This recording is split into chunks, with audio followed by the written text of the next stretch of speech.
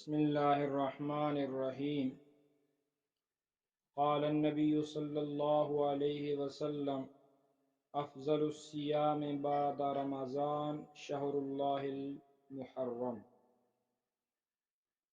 نبی کریم صلی اللہ علیہ وسلم نے ارشاد فرمایا کہ رمضان کے روزوں کے بعد افضل روزے محرم کے مہینے کے روزے ہیں، اور خاص کر 10 محرم کا روزہ یہ بہت فضیلت والا ہے۔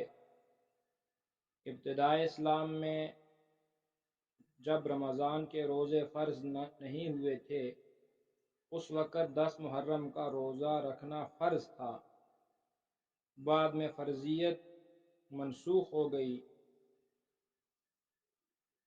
صحابہ کرام رضوان اللہ تعالی علیہم اجمعین نے عرض کیا، یا رسول اللہ، اس 10 محرم کو اہل کتاب بھی روزہ رکھتے ہیں، اور اہل کتاب روزہ اس لیے رکھتے تھے کہ اس دن میں اللہ تعالیٰ نے بنی اسرائیل کو ایک بڑے ظالم فرعون سے نجات دی تھی۔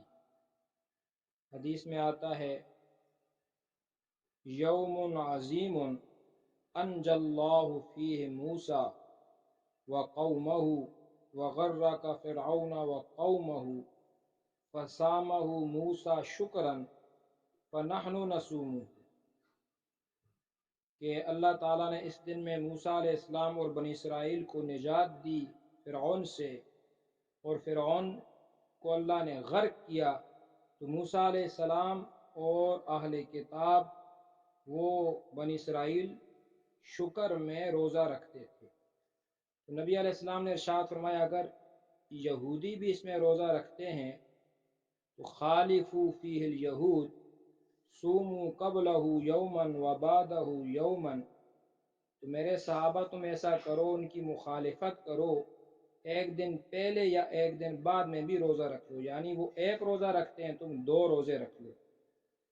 اور 10 محرم کی روزے کی فضیلت حدیث مبارکہ میں بیہقی میں یہ روایت ہے، صیام یوم عاشوراء احتسب علی اللہ ان یکفر السنۃ التی قبلہ، کہ 10 محرم کا روزہ رکھنا، نبی علیہ الصلوۃ والسلام ارشاد فرماتے ہیں کہ اللہ تعالیٰ اس سے 1 سال کے گناہوں کو معاف فرماتے ہیں۔